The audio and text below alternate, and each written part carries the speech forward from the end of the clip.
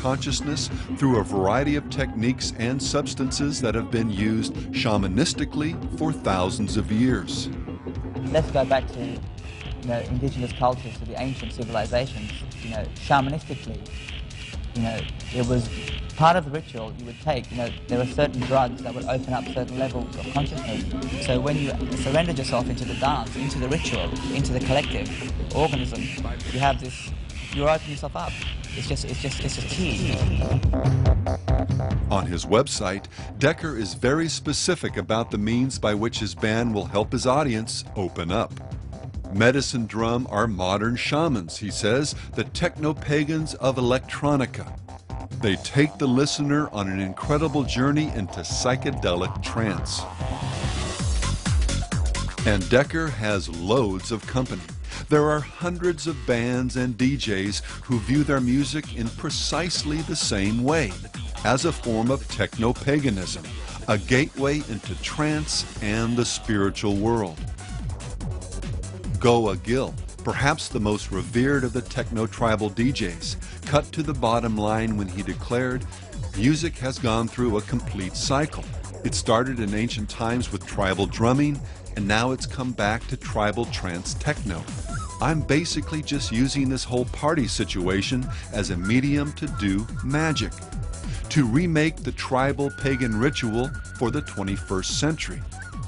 It's an initiation." Quite often, these shamanistic experiences are intensified with the use of drugs, expanded now through modern pharmacology to include new and powerful psychotropics, including LSD, E or ecstasy, G, and special K. When you drop this chemical bomb into your neurosystem, you are cutting up all your previous inherited perceptions of what we call reality. Everyone suddenly has shamanic experience for a couple of dollars.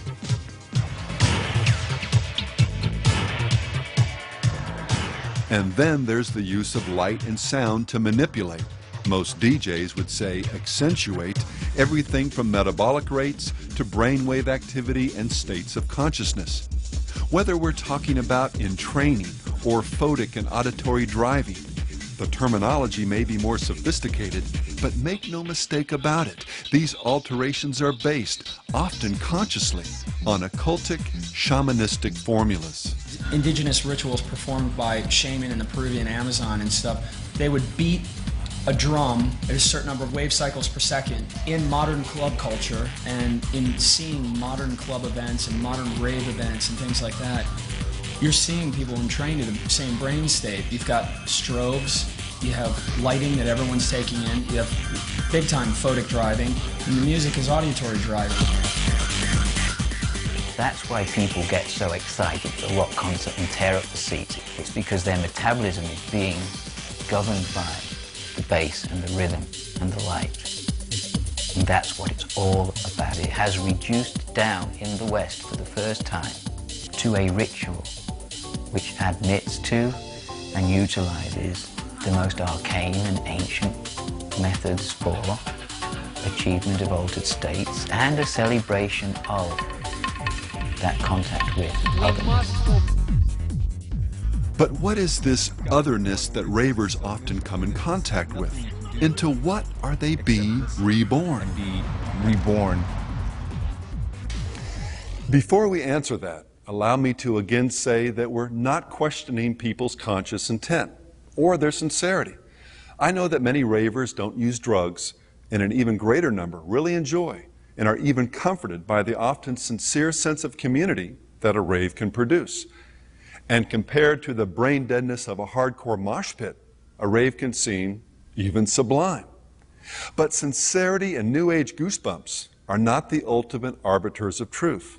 As always, we need to look at both the methodologies and the fruit through the lens of Scripture. And in that context, what we find once again departs from the true faith and gives clear heed to deceiving spirits and doctrines of demons. Not only do we find drug abuse, including the not infrequent overdose, not only do we encounter sexual immorality, sometimes reaching levels that rival the orgies of the ancient cult of Dionysus, Anyone can be enlightened. but preeminently, whenever spirituality becomes open and ritualized, it invariably clothes itself in the garb of pagan and Eastern religions. You've seen him a million times, the dancing deity in the Ring of Fire, the image of the Hindu god Shiva. In searching for my personal connection to best explain these roots of trance dancing from ancient India, I felt I needed to go deeper than books. I felt the need to invoke Shiva. So last night, as I prepared to go to a party at the Dimension 7 warehouse in San Francisco, I considered my intention for the evening. I wanted to become a sacred temple dancer. I knew I was on target when I arrived and immediately was greeted by a large bronze statue of Shiva dominating the altar in front of the DJ. Shiva had indeed been invoked.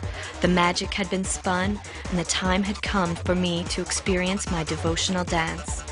The techno beat morphed in my head, the mesmerizing drone of devotional songs being repeated over and over again.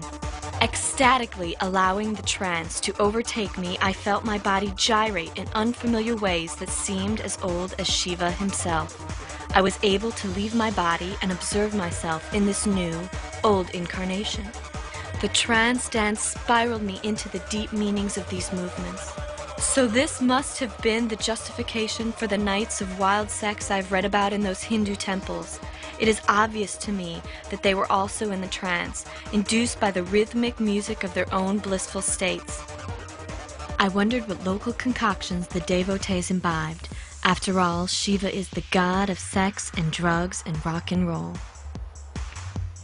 Within the warm, protective womb of Western, specifically Christian culture, these heartfelt observations may read like nothing more than a recipe for personal enlightenment. But both the Bible and the cultures that live within the full force of these demonic doctrines declare otherwise. There is a way that seems right to a man, but its end is the way of death.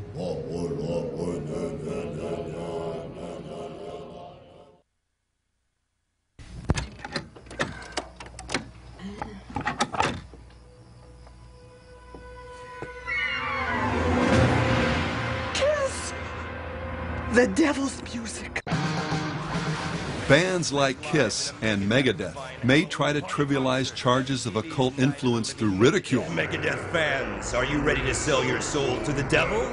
But when axes aren't being ground, even rock apologists will acknowledge this dark side, as in this cover story by the British rock magazine Mojo, how rock and roll really did dance with the devil.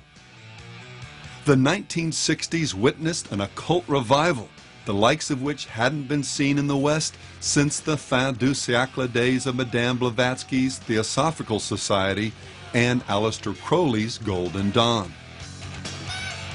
For some artists and individuals in and around the rock music industry, this dance with the devil is both literal and intentional. And we feel that a cleansing of the idiot ideology of the pallid, incompetent Christ is in order. And so this is something that the Church of Satan is conducting on many different avenues. We're doing this through the use of what we have called aesthetic terrorism.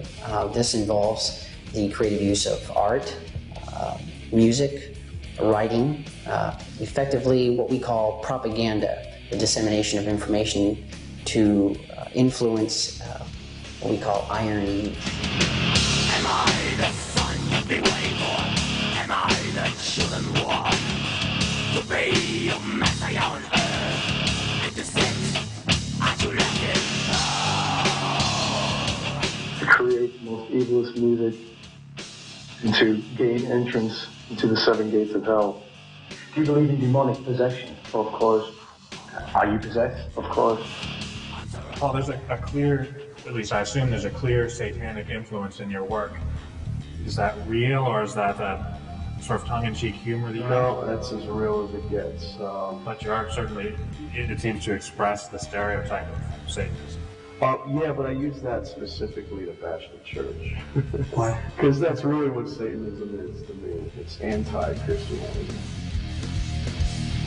Both the Bible and human experience make it clear that the vast majority of people who live under the power of sin and Satan are unaware of it, at least consciously.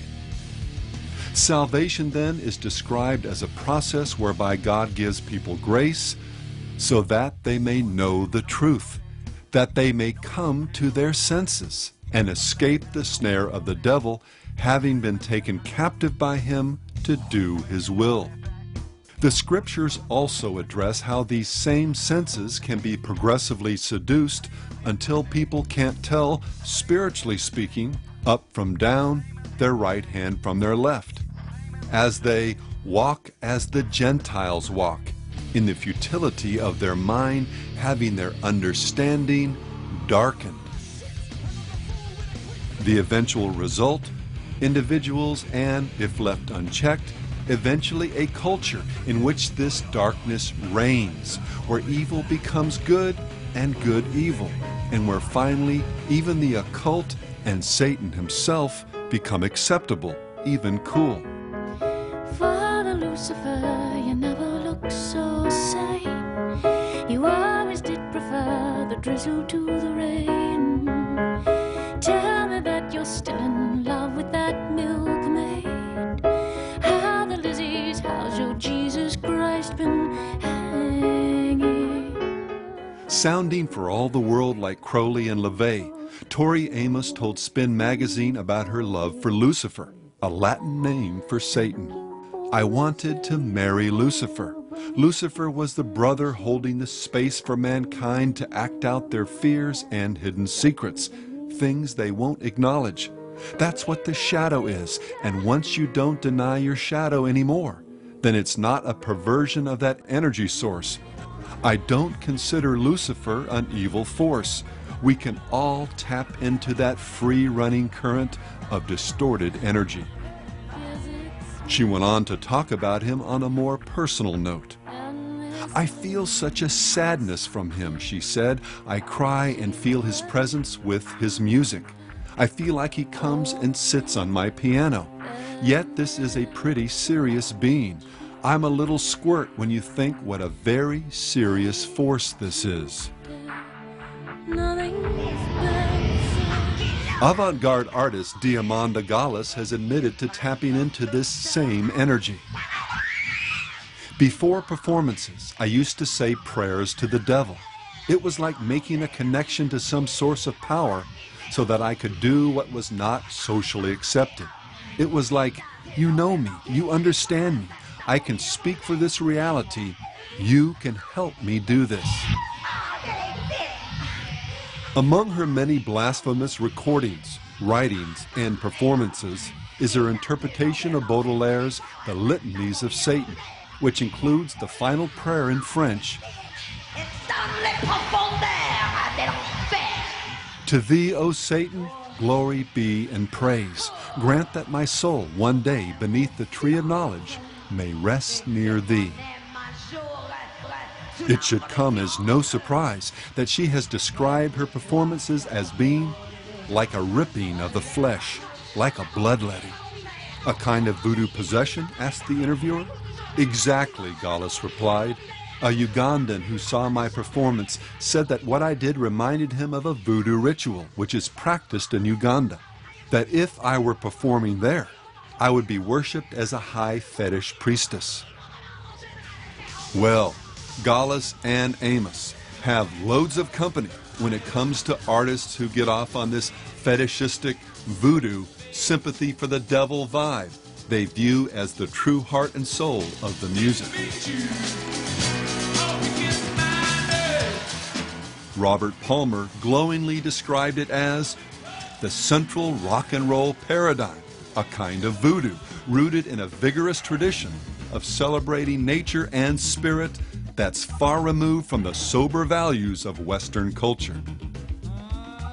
David Byrne lovingly helped produce a television special about it, calling voodoo-related sound a big part of where our popular music comes from. Rock and roll comes from those traditions, and I believe that the power and influence it has had has come because it carries a small part of that energy with it. And this same voodoo vibe was more than just a lyrical device for Jimi Hendrix.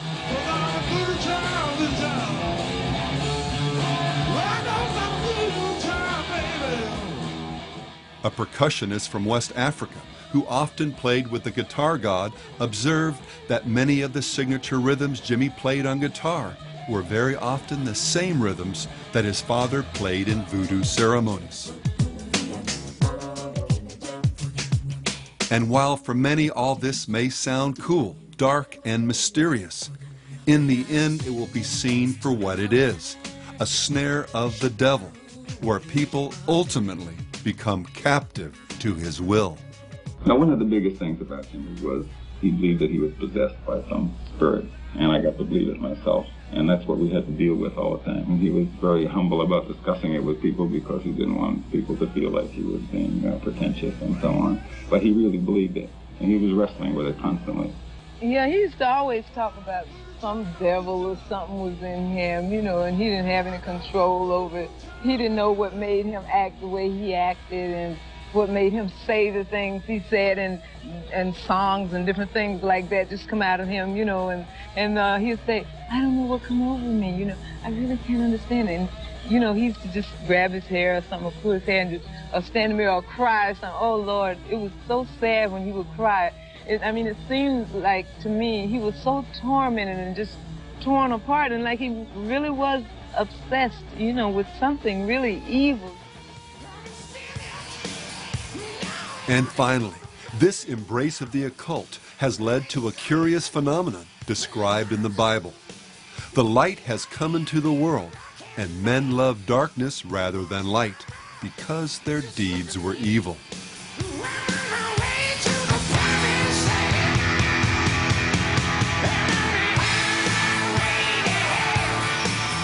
Where people in their fallenness move beyond rejecting light and loving darkness, and come to the place where they are fascinated with and even love death and hell itself.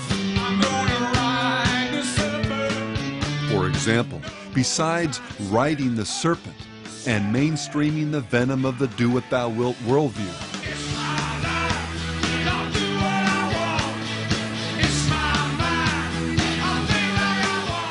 Rock and Roll Hall of Famer Eric Burdon has also come face to face with the spiritual entities that slither beneath the surface. His entree to this occult world, like so many other rockers, was through the doorway of pharmakia, the sorcery that is psychotropic drugs. In his autobiography, he described an LSD trip he took with Andy Summers, guitarist for The Police. As he stared at a Hindu mural created by Summers, focusing on the figure of Kali, the goddess of death and destruction, he fell into a deep coma. Then I came face to face with Kali, Burdon remembered. I was covered in a void, darkness, darkness. Ah, so you need answers, said Kali. If you want information, you have to make me a gift. You've taken my sight, Burdon responded. What more do you want? She laughed a wicked, cruel laugh in the darkness. How much are you willing to give? My life, I said. My life was sucked out of me. I was gonzo, melted to the floor, dead. Compare this with the testimony of a student at Columbia University after she took part in an occult ritual led by Dr. Michael Harner, an anthropologist and practicing shaman.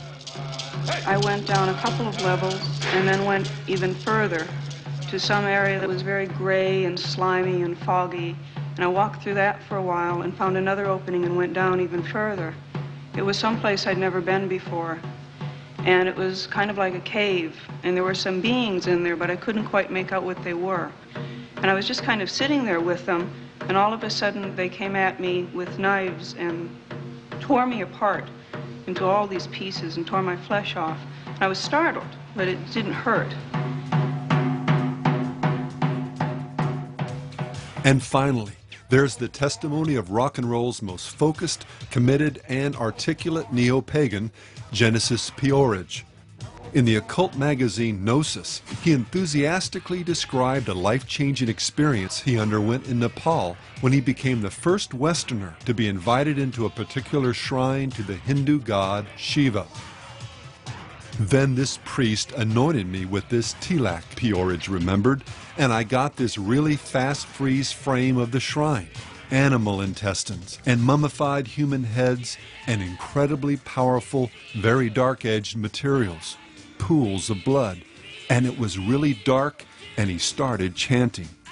As soon as he started chanting, it was like Terence McKenna described DMT. I just went, woo, instantly into this completely altered vortex, shooting into this deeper and deeper blackness, floating in liquid blackness, the ultimate blackness, black beyond black. And then I became really aware that somewhere within this ultimate black were these two shiny, slightly pointed, almost insectoid eyes. Shiva watched. After years of studying the occult traditions of Crowley and Austin Osman Spare, of ingesting powerful psychotropics and practicing sex magic, ritual cutting, tattooing and piercing, cross-dressing, filing his teeth, presenting occultic and obscene performance art, playing the techno shaman, putting the satanic Enochian calls to music, and relentlessly blaspheming God, Peorage was finally ready to come face to face with the spirit behind it all. And he consciously did what so many others do unconsciously. He embraced the darkness. Looking again at John's Gospel, and this is the condemnation, that the light, Jesus, has come into the world, and men loved darkness rather than light, because their deeds were evil. And let me say something here in closing. Don't write off Peorage, or any of the other people we've just looked at, as some nutcase from whose life you can't draw any personal inferences. All he's done is go for the gusto, taking the essence, the ideas that gave rise to our modern rock and roll world, and then just chase them to their logical limits. To put it another way, he's splashing about in the deep end of the pool of do what thou wilt rebellion, while most moderns just dangle in their feet or wait about in the shallow end. But whether you dive in or just dip, you still belong to the same club.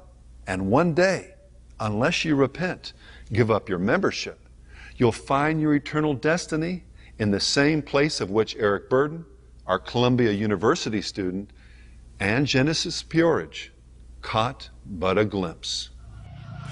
What is the alternative to death, being torn apart by demons and infinite blackness? Well, eternal life, infinite love, and the perfect light of a God whose holiness burns as a consuming fire, who dwells in a light so immeasurably bright as to be unapproachable by man in his fallenness, but who has reached down from the cross to purify man and prepare him for a new heaven, a new earth, and a holy city where there shall be no more curse, but the throne of God and of the Lamb shall be in it, and his servants shall serve him. They shall see his face, and his name shall be on their foreheads. There shall be no night there. They need no lamp nor light of the sun, for the Lord God gives them light, and they shall reign forever and ever. And as a living testimony of God's light and grace, among his servants are those who once proudly bore the marks of the beast. I was really angry, and I hated everyone and everything, and I basically wanted to murder the world. I wanted everybody to just die. I wanted everybody to suffer like I was suffering. And I wanted the power to make them suffer. This will give you an idea of where I was coming from. I still am fighting a constant battle between what is good and what is evil in me. Evil is winning to my extreme joy, but the good is not easily defeated. But I know in my heart that evil will prevail in the end. Blessed be the darkness, is what I said at the time. Today I formally and finally renounce all good and pledge my allegiance to evil. Long live the dark ones. Praise be to all evil.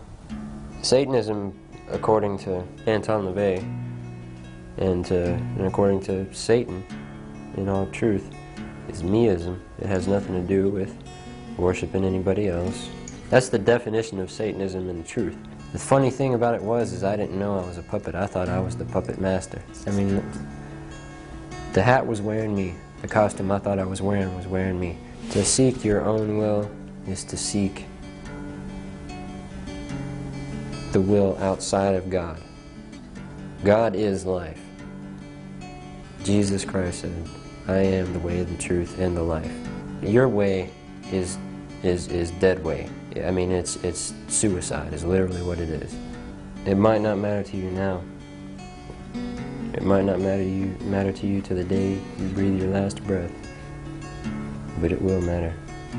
You will regret it. You will be sorry. And I hope it's on this side of the grave, because if it's on the other side, you're going to be sorry forever. A lot of you have heard this song, I'm sure. But it's true. I once was lost, but now I'm found. I once was blind, but now I see.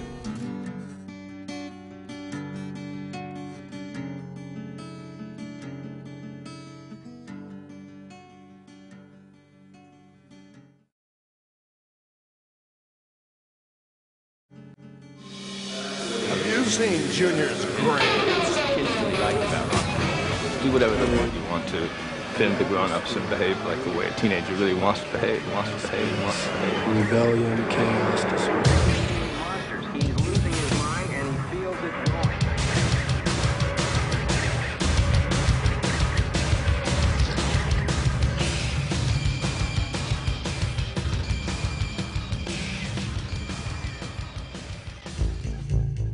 A quiz. Test your powers of discernment by answering the following question. Through their lyrics, sound, concerts, and lifestyles, today's rock artists encourage their fans to A. Trust and obey their parents. B. Honor the great heroes of past generations. C. Value maturity, modesty, and good etiquette. Or D.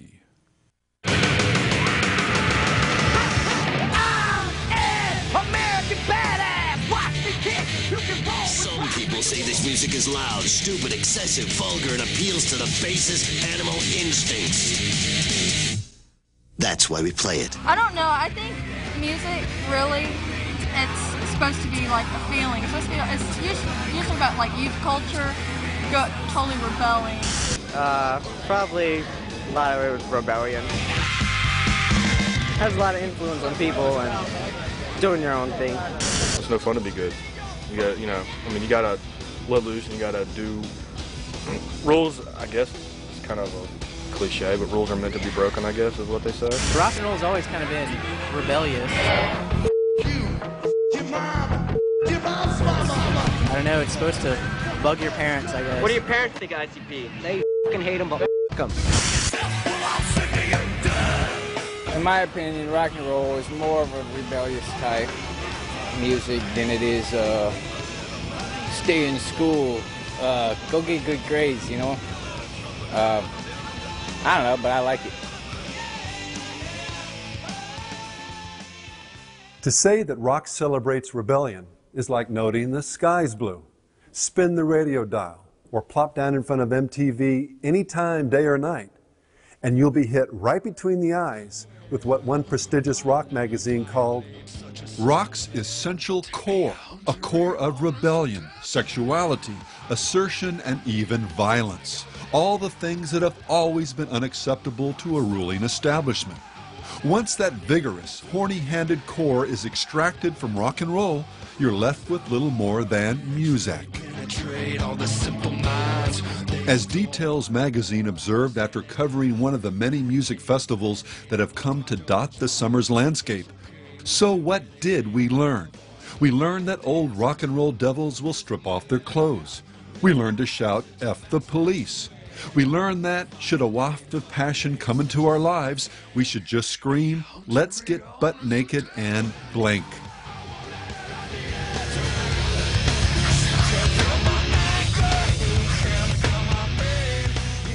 There's no need or time to belabor the obvious. We all know or should know that the essence of rock and roll is rebellion. The only reason for rock to exist is to be a soundtrack for the movie of teenage angst and anger.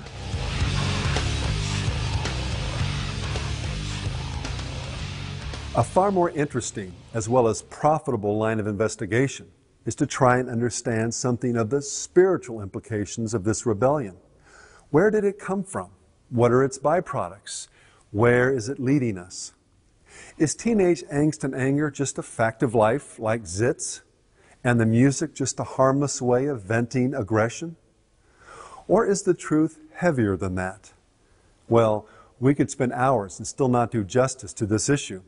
But let's try to gain at least some general insights into these important questions by briefly examining a few key dynamics in our culture's love affair with rebellion. Before we get started, though, we need to make an important distinction. By rebellion, the Bible means anarchy and lawlessness, not the resistance of good against evil. God doesn't want blind submission to the earthly status quo. Jesus was the ultimate stick in the eye for injustice, indifference, and hypocrisy, and was ultimately hung on a cross for it. And we're called to follow in his footsteps. The 60s and the rock and roll revolution, for example, came about not because of what was righteous about America in the 50s, but because of what was wrong. The love of money and materialism. The superficial and ultimately idolatrous America right or wrong attitude that often passed for true patriotism. Parents handing their kids over to professionals, whether academic or ecclesiastical, to be raised and nurtured. Platitudes and or silence instead of honest and vigorous discussion on key life issues like sex, politics, and religion. Entrenched sin in attitudes concerning race and equality. A war that was not fought biblically. Good boys can, but good girls don't attitudes about premarital sex. Hypocritical approaches to substance abuse.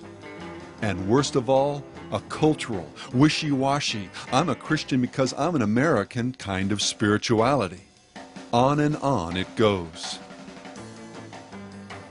True biblical Christianity calls for open prophetic resistance to these types of institutionalized evil. No doubt, if the church had been faithful in this regard, the anarchistic and ultimately occult forms of rebellion that took root in the 60s would have never prospered. So, turning the world right side up is good. Plunging it into do what you want to do anarchy is, well, rebellion.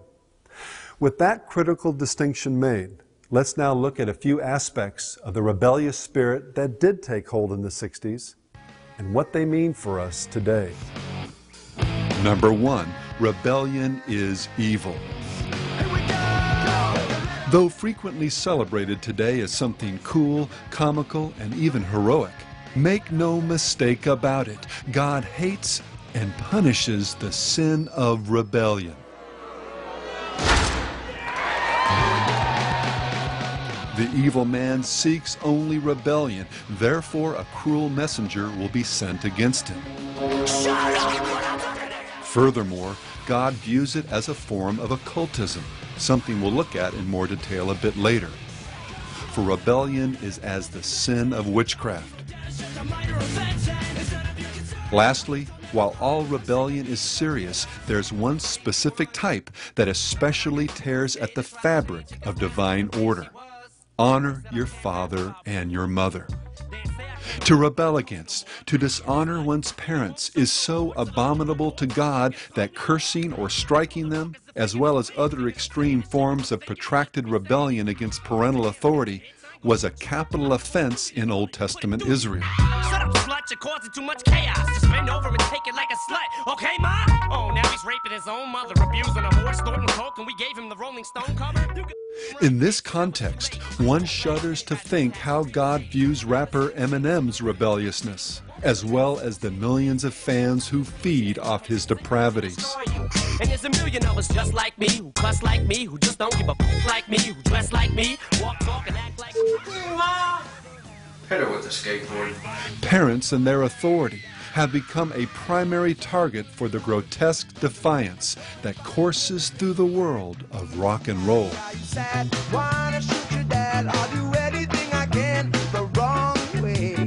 Rock and roll is supposed to bring you crazed joy and rebellion for no apparent reason. That's what it started out as, music to your parents off. And that's what rock and roll ought to be. Kids ought to come up and just hit you right in the face. I don't mean breaking noses, but I mean with what it is they have to say and dressing different so that adults are going, oh, God, yeah, that's it, you know. Make them throw up. If parents and mom and dad start to like Korn, that's when we become not cool. Rock and roll is attitudes.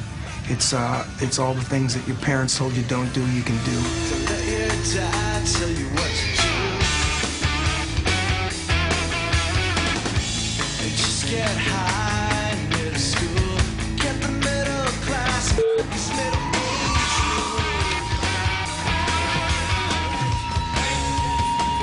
Eat this.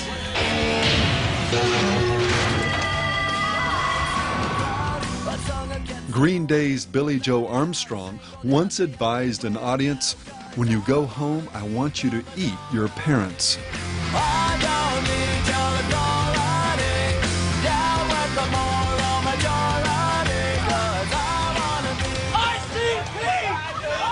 I'm not allowed to listen to him when she's home, but, you know, I don't care about mom. They hate it, but I still go. I don't give a what they say.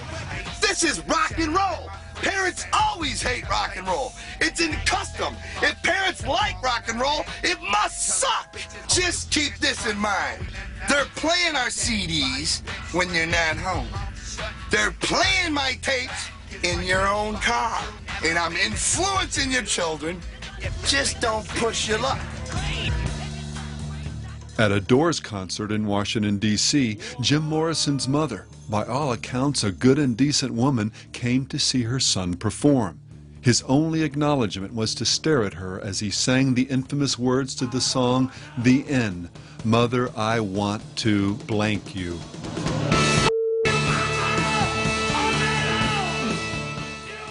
He never attempted to see or talk to his parents again and usually referred to them as being dead.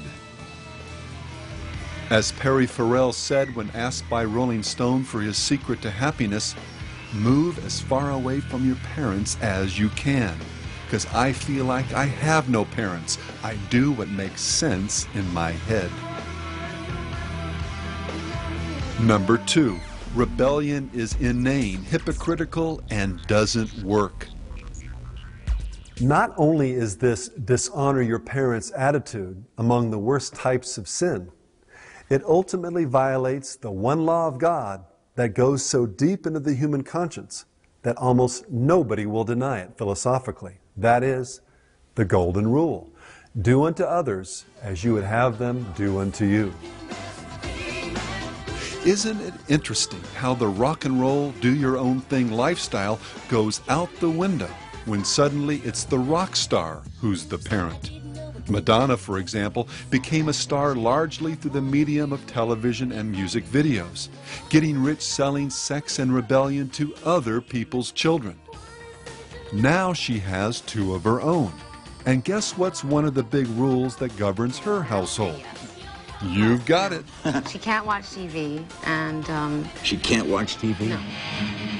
This irony became even more painfully obvious in a feature Rolling Stone did on Ozzy Osbourne.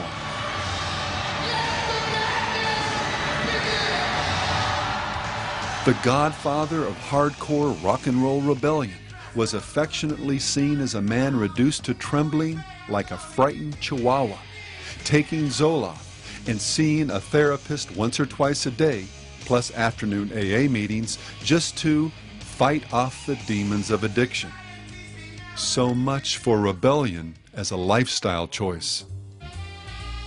And yet, perhaps it is his relationship with his children that is the most tragic and telling. Glaring down at his brood, Rolling Stone reported, he opens his mouth and says, "If you don't shut up, I'll..." He goes silent. His kids look up at him. "Well, yes, what will you do?" And they start snickering and giggling.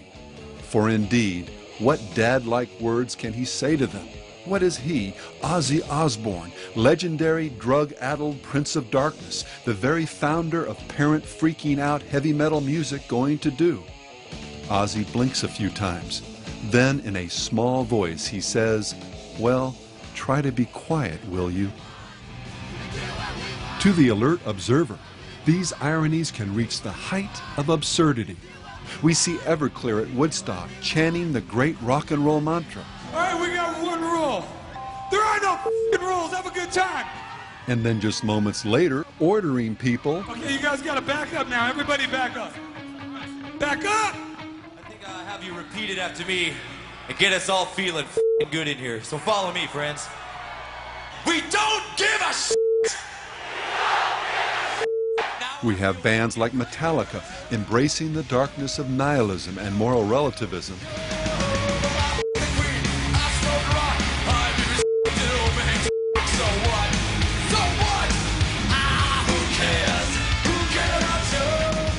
And making light of every kind of sin imaginable, including, ironically, shoplifting. And then getting worked up about people swapping their songs on Napster without paying them royalties. You know what? Maybe I wouldn't have to whore myself out if you kids didn't steal my music. Hey, Metallica, so what? We have MTV making light of both violence and rebellion against adults in one of their network bumpers. And then broadcasting a PSA against violence. Violence, it should be noted, that featured a person being beaten with a club.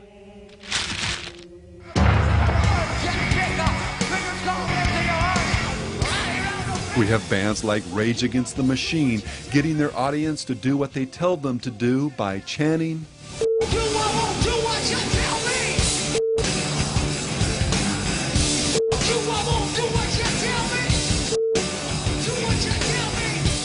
even more surreal is their hardcore advocacy of Marxist socialism, all the while getting rich and enjoying the unparalleled liberties of the very free market economy they condemn. Like other rock artists from time to time, they raise some valid issues, particularly their condemnation of the way our two-party system has been co-opted by big money, special interests, and mushy middle politicians. But what is their alternative?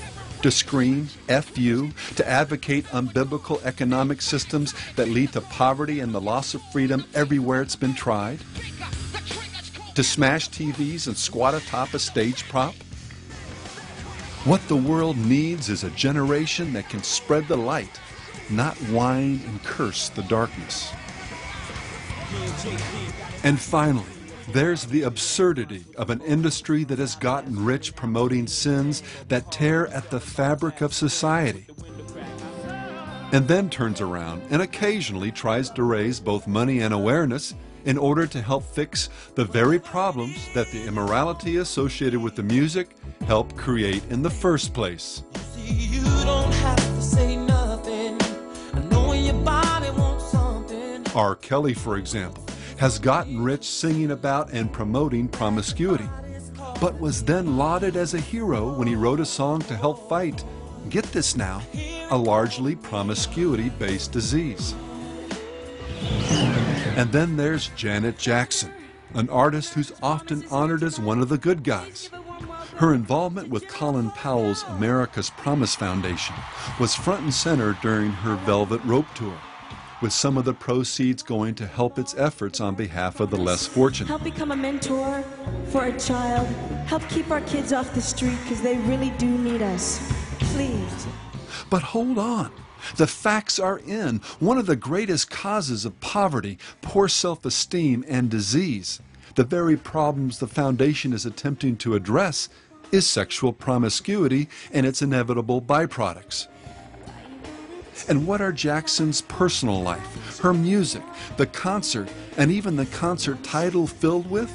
Sexual innuendo, partial nudity, references to genital piercings, sex outside of marriage, bondage themes, etc.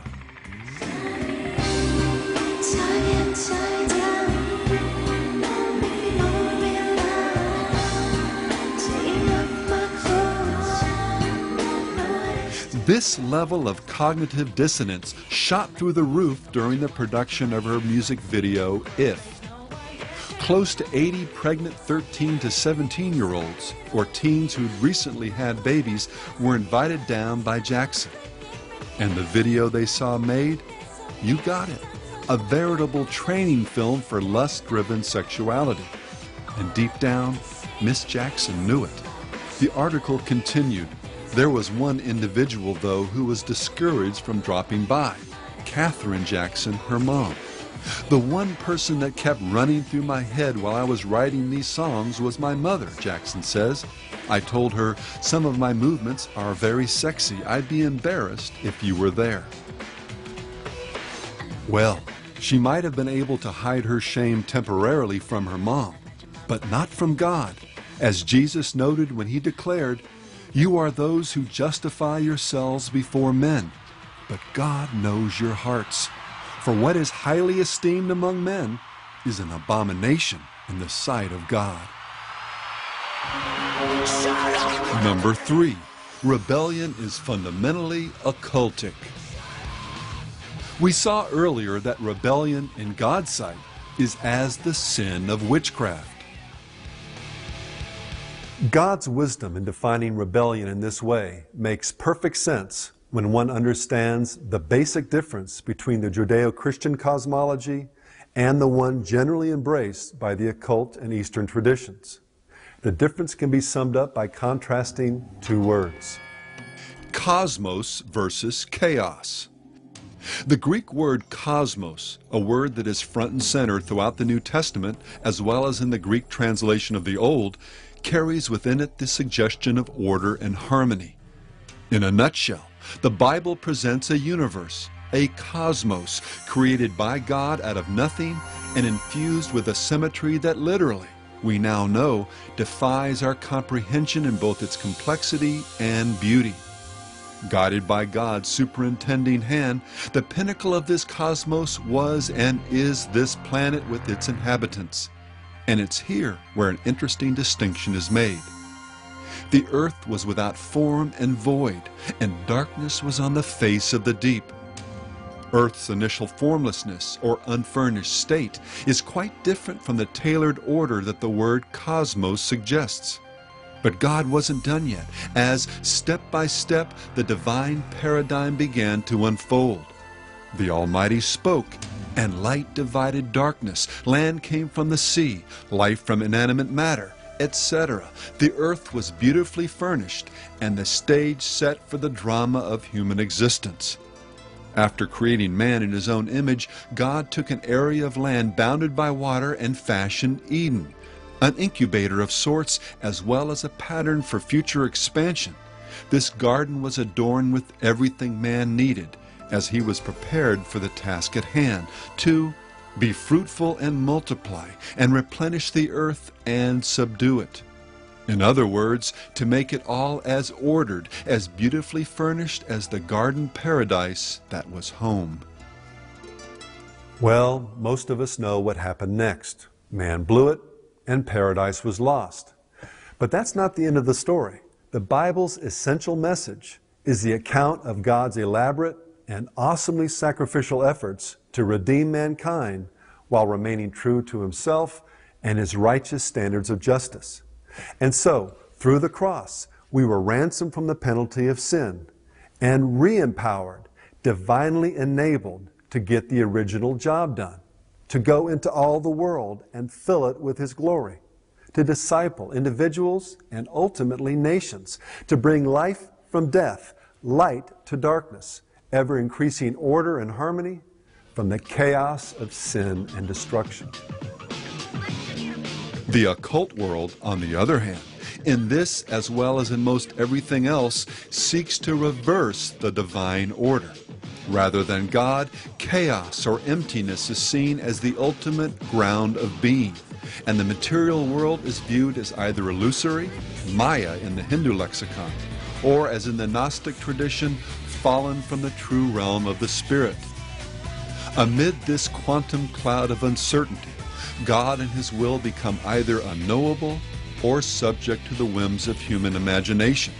Man is born to do what he wills, and chaos has become his midwife. All creation begins in chaos, progresses in chaos, and ends in chaos. The phenomenon of being is this self-synergizing engine of out of chaos, through creativity, into the imagination, back into chaos, out into creativity, so forth and so on. See, quantum physics gave us the real term to describe what happens when you take a powerful psychedelic plant or drug. Chaos. I like the idea of surfing the waves of chaos. I'm surfing the chaos, riding the wave in my mind. We're confused. I'm so fucking confused, man. It's all chaos. Please, man, I'm surfing the chaos. Like, roll, baby, roll. You definitely generate an atmosphere or a mood which might be characterized as rebellion, chaos, disorder, and activity that appears to have no meaning. They have figured out the formula for chaos. Chaos is a beautiful thing.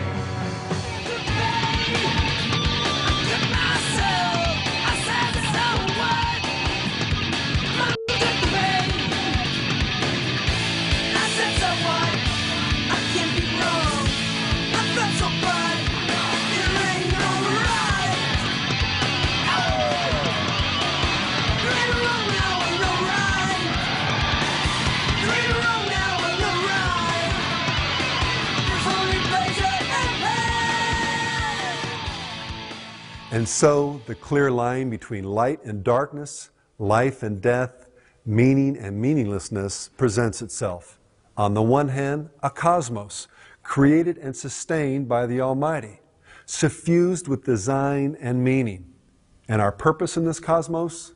Well, to love God and submit to His will, to glorify and enjoy the Lord, to grow in grace and become more and more like Him in our character and in the way we think, and then to furnish the void, to, in a sense, colonize the chaos, bringing God's order where there's disorder, discovering and cherishing all that is true, good, and beautiful. And then, on the other hand, there's the embrace of chaos and a descent into the void.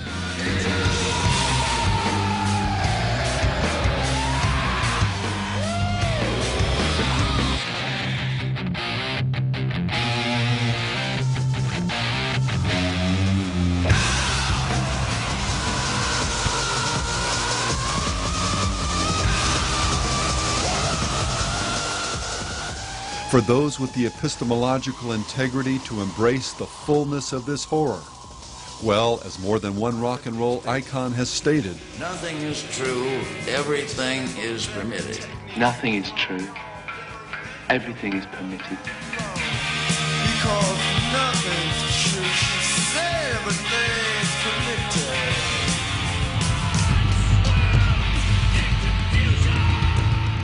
and this is why rebellion is a form of occultism. God's order and rule, His cosmos, is rejected.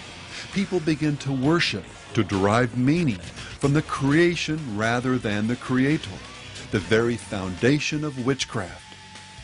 People rebel, concoct their own so-called truths, make up their own rules. They begin to do what they want. Most dabble in their defiance, afraid to fully embrace the horror of this nothing's true, everything's permitted worldview. But dabbling with rebellion is like dabbling with theft. You may just be stealing candy, but you're still a thief. Just so, anytime we choose our will over God's, chaos over cosmos, we are rebels and moving in precisely the wrong direction.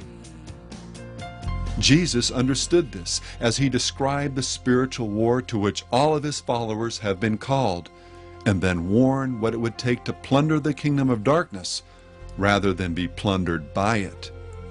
He that is not with me is against me, and he who does not gather with me, who does not make a conscious effort to press into Christ, scatters. Everywhere in today's music and popular culture, people are scattering, allowing spiritual entropy to drag them into the void. Artists proudly admit that they don't write real songs, they produce chaos.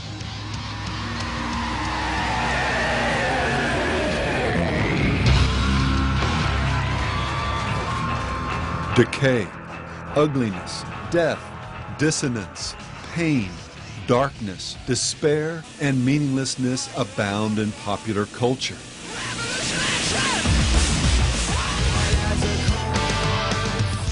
Laziness, disrespect, rioting, stupidity, irresponsibility, and perpetual adolescence are everywhere celebrated. Responsibility, what's that? I don't want to think about it. We'd be better off without it.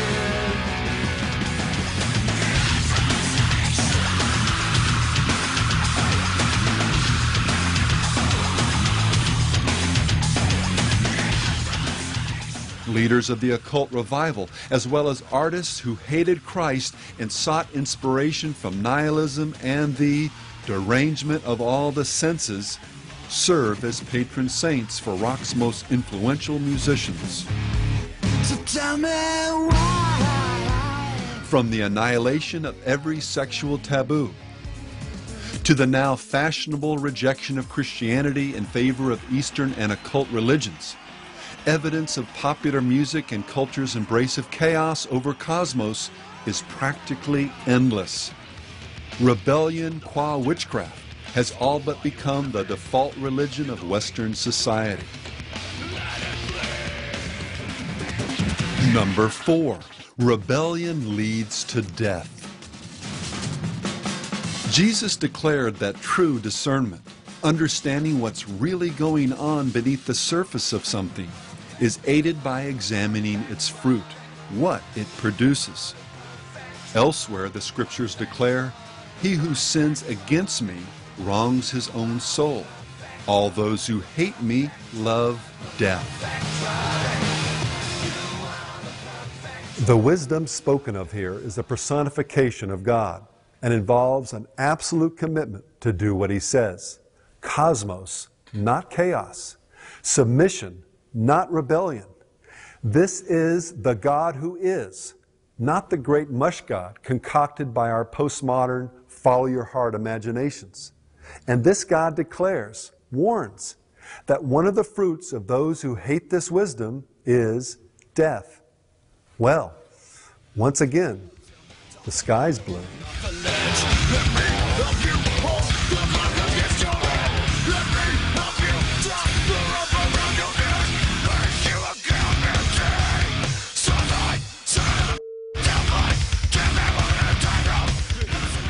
What about popular music's ever-increasing fascination, even obsession with violence, destruction, and death?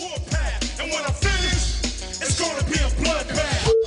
Make a name, I'ma put it on a bullet, put it in your brain. Rip the block like a buckshot, who cares where it goes? Just keep the casket closed. No remorse when a life is lost. I paid my dues, paid the cost. While certainly not the sole or even primary cause, why does this music, and specifically songs about nihilism and suicide, become the soundtrack of choice for young people who either take their lives or surrender to the tyranny of despair and hate? This is a letter written in blood by a 12-year-old from Los Angeles, California, saying he's on Valium and liquor. This is from a 12-year-old. Is the violence and even death that has plagued so many concerts and music festivals a mere coincidence? I remember this one night when Exodus played and it was like really violent night, and this one guy, like Paul Bailoff said, I want to see a dead poser, and a bunch of, Exodus kids just ran out and found this guy with spandex and slashed his throat.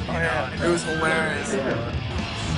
And perhaps most significantly, what about the incredibly heavy toll it has taken on the artists themselves? The rock and roll lifestyle is among the most dangerous in the world, not only in the percentage of deaths, but in the pathetic way so many die. Suicide, AIDS, drug and alcohol abuse, violence, heroin overdoses, even asphyxiation in one's own vomit. Take as just one example, an artist whose life and death, while not as well known as other rock catastrophes, serves as one of the best illustrations of just how lethal rebellion can be. A gifted, intelligent, and beautiful woman, Nico fell headlong into the chaos of rock and roll when Andy Warhol tapped her for the Velvet Underground. The more you look at the same exact thing, pop artist Warhol had once explained, the more the meaning goes away and the better and emptier you feel. Well, Nico became a committed disciple of this doctrine of meaninglessness, declaring, "I'm a nihilist, so I like destruction." Nihilism seemed to be the most suitable religion. Through both music and sexual relationships, Nico shared her faith. Punk's godfather, Iggy Pop, for example, credits her with helping him get totally into corruption. Why don't you kiss my blood?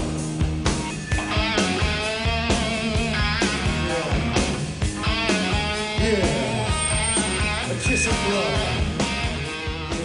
This particular attitude that I have all stems from Nico, he told one interviewer. I was a skinny, little naive brat, and she taught me. You are not full of the poison, she said. This is not right. How can you perform when you are not full of the poison?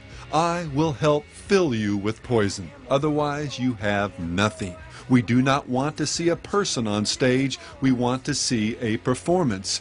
And the poison is the essence of the performer. Well, eventually the poison took its toll. Drugs became her primary sacrament, reaching a depth where eventually she turned her own teenage son onto heroin. Chaos destroyed cosmos, and moral absolutes were among its victims. I don't have any limits, Without truth, even art was turned on its head as ugliness became her preferred aesthetic. She was almost proud of the fact that her teeth were rotten and her hair was grey and that, her skin was bad and she had needle tracks all over. I mean, she liked that. That was her aesthetic. She died alone, and the nihilistic wasteland she helped pioneer. A world where ugliness and darkness have become fashion statements. Where the divide between good and evil is blurred and ever-changing. Where death and existential despair are viewed as somehow attractive, brave, and profound. And where the derangement of the senses is the key to creativity. Her spiritual children barely took note of her passing. Of course, by the grace and forbearance of God, far more people live on than die young. But they, as well as each of us, will still one day die. And after death, the scriptures declare, comes judgment.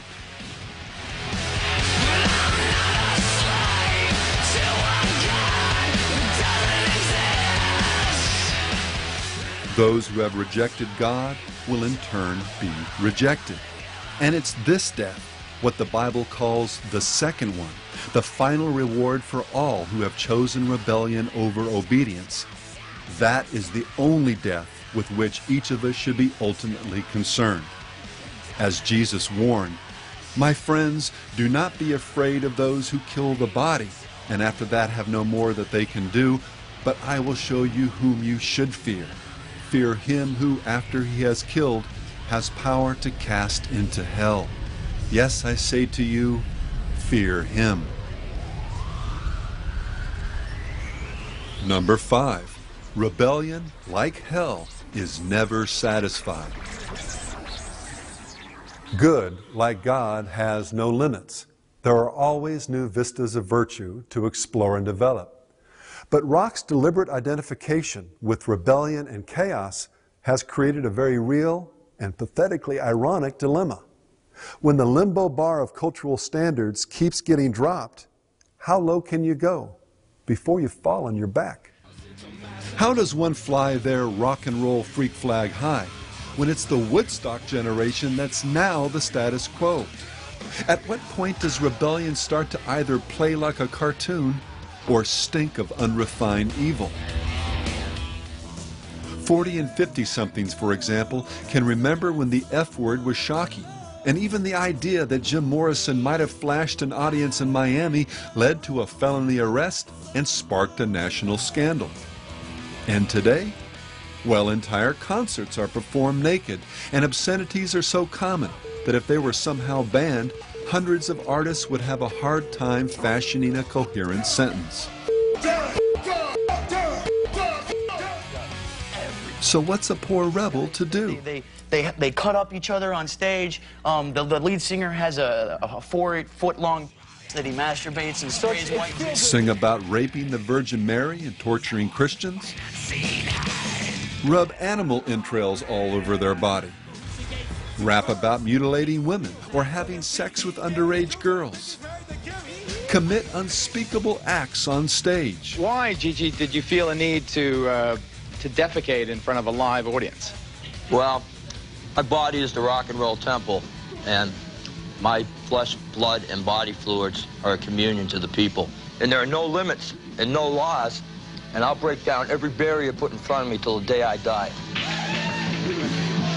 The pathetic absurdity of this cycle of satanic one-upmanship is nowhere more obvious than in the life and music of the platinum-selling rockers from Iowa, Slipknot. No doubt without fully realizing it, guitarist Mick Thompson commented on the progressive desensitization that made his band's particular brand of rebellion and nihilism a foregone conclusion. I used to watch a lot of gore movies, lots of true death videos, and at first, sure, I was disturbed by what I saw, but after a while I became numb to it. With hard music, it's the same way. People listen to Korn, and now they want something even harder. It's like a drug. And their drug? Basically 9 people working out every poison that ever infected them in their life and putting it on tape. I hope they get a positive message for them, you know, where they don't have to answer to anything or anyone. This song is your new national anthem. This song is called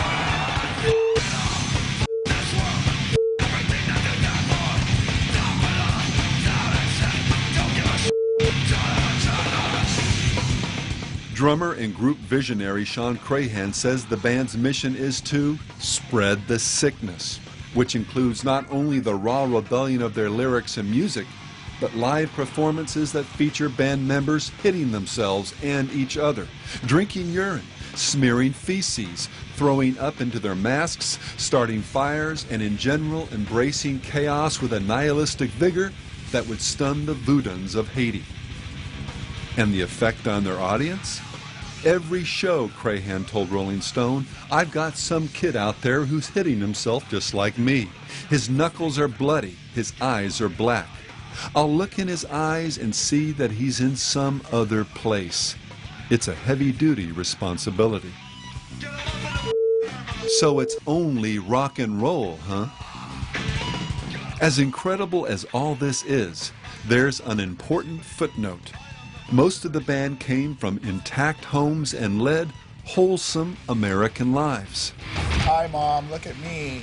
They live in the richest, most free nation the world has ever seen. Crahan admits, I have a beautiful wife and 3 healthy children. I'm happy, man. And then goes on to say, but when I'm on stage, it's effing on. I'll kill people. I look into the eye of the abyss every day of my life because my time here, it's nothing, man. Well, Crahan and millions of other artists and individuals feel this way because they've made a choice. They've embraced the spirit of our age, preferring chaos over cosmos, their will over God's.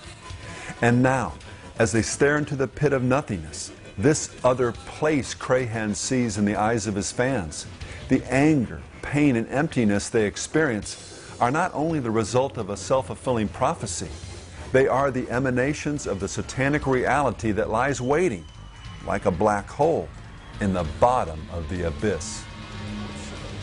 Number 6, rebellion doesn't help, it hurts.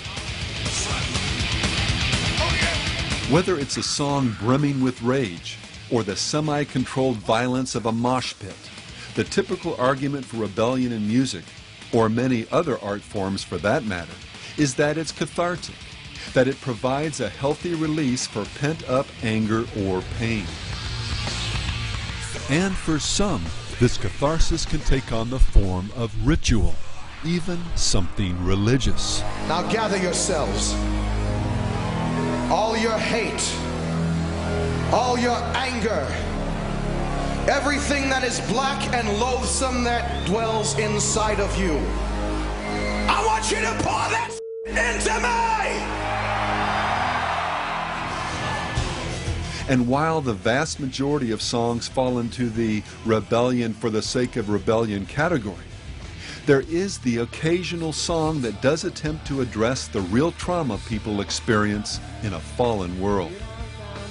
Jonathan Davis of Korn, for example, has powerfully expressed the horror of sexual abuse.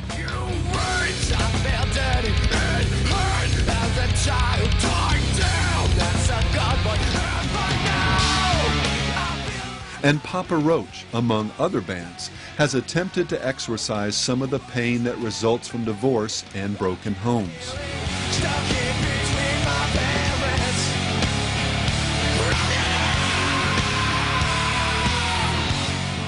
No doubt people who have undergone either trauma can experience a measure of relief from these songs, the sense that they're not alone, that someone else has been through it and understands the pain.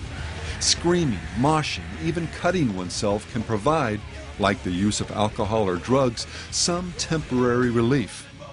And if you're a rock star, it can also make you rich.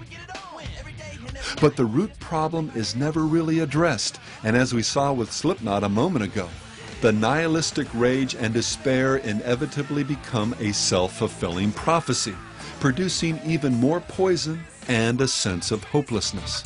Suffocation, no breathing, don't give a if I come while I'm bleeding. Would it be wrong, would it be right? If I took my life tonight, chances are dynamite, mutilation out of sight, and I contemplate suicide.